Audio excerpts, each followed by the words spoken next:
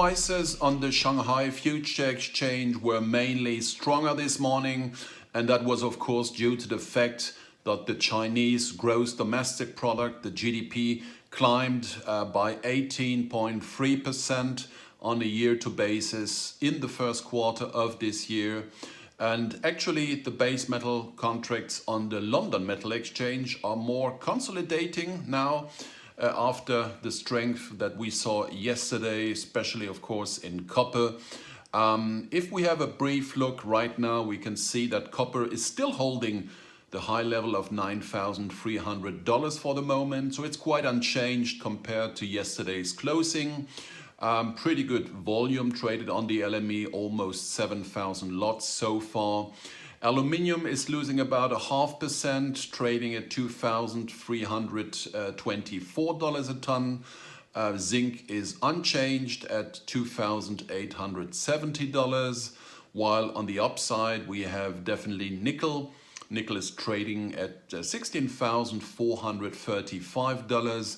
That's a plus of almost 0.7%. And the biggest gainer of the day is definitely lead. Lead is trading at $2,048. That's almost a 1% plus. Tin is almost unchanged, still trading at $26,470. Of course, the precious metal prices are also slightly up. Gold, the ounce is at 1,766. That's a plus of 0.1%, consolidating. And the price for silver is up by 0.4%. The ounce is at $25.91. Platinum is up by almost 0.8%, trading at $1,203 per ounce, while palladium is almost unchanged at 2,745. Interesting thing is definitely if we have a look at the yield market, the US Treasury yields for 10 years dropped down to 1.58% this morning.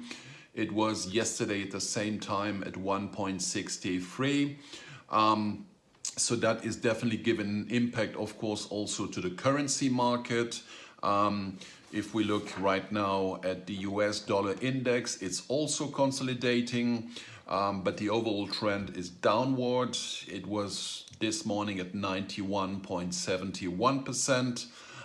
So it has turned lower as we have been at the end of March at 93.44. So basically, if we have a look on the euro against the dollar, it is right now at 119.79, so still holding pretty good to the level.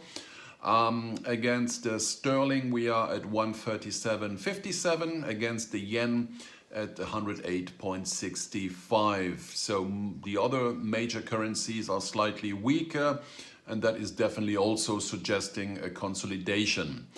Having a look at the economic calendar, as I said, of course, the Chinese gross domestic product had a huge impact on the market this morning. Later on, we'll have data today from Italy and the European Union trade balance. We will have the EU consumer prices, CPI, coming out, and the US data will include the housing starts, the building permits, and the preliminary University of Michigan data regarding the consumer sentiment. So basically most of the base metal prices have broken out of their consolidation patterns to the upside. Nickel and zinc are the ones remaining in the range bound for now.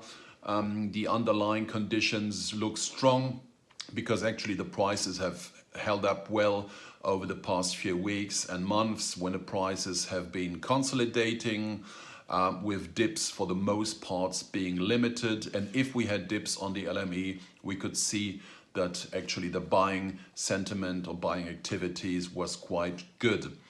Of course, now with the seasonally strong second quarter underway, it looks like the buyers on the market are now returning. There is definitely potential downside risks, which could be the case on the back of the credit tightening in China, or as a result of broader-based equity corrections. but the path of least resistance in the metals seems to have once again swung higher. Have a good weekend.